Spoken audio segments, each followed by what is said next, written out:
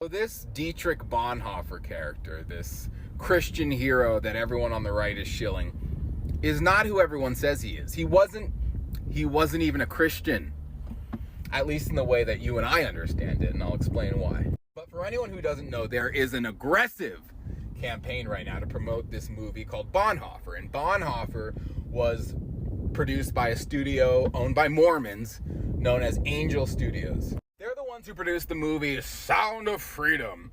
You know, the movie where the investor for the movie was arrested for the thing that they talk about in the movie?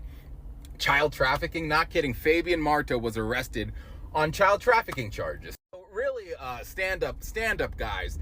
Anyway, they're doing this promotion where they offer all of the anti-Semites, aka any Christian who does not support Israel's genocide in Gaza, free tickets to see the movie. And you go and you put your name on a list and you say, "Hi, it's me, I'm an anti-Semite," and then they send you your free ticket. As if we haven't seen this movie before. And a bunch of influencers with eerily similar language, "Attention anti-Semites, hey you anti-Semite," are luring everyone into the theater and saying, "Go see this movie." Now, who was Dietrich Bonhoeffer? Well, he was an alleged theologian and minister in the 1940s who was involved in an assassination conspiracy to kill Adolf Hitler.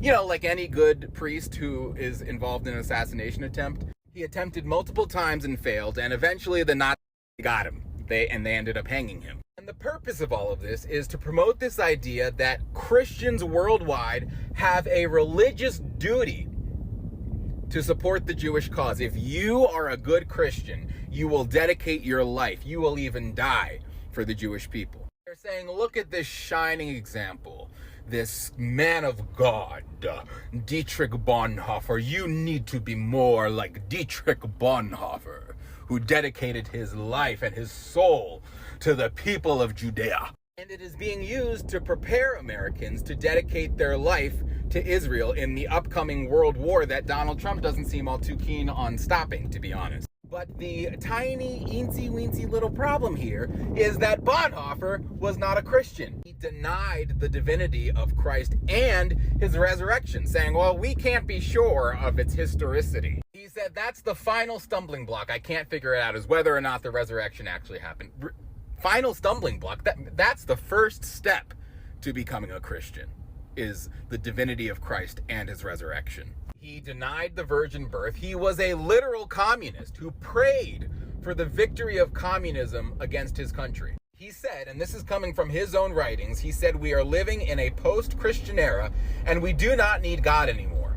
And as far as he was concerned, there was a time when God was needed, but that time has, quote, come of age. So now we are perfectly capable of dealing with our own problems and we do not need God anymore. Pastor, minister, priest. So it'd be one thing if you wanted to be like, well, he's this communist rebel spy who killed Hitler and Hitler is so evil that he deserved to be killed. That would be one thing, because at least it's intellectually honest. But to paint him as a devout Christian is not. A devout Christian whose example we should all follow. And it's sinister because it is using a red-hot issue like Nazi Germany and World War II to trick Christians into thinking that it is their religious duty to follow Bonhoeffer's example and support the Jewish cause, whatever that is. And right now, that cause is the war in Gaza. That's why this movie is being produced at this point in time. It is propaganda and it is evil. And I can tell you, the producers of this movie are not just offering people free tickets because they want you to see it. There is an agenda behind it, and do not fall for it.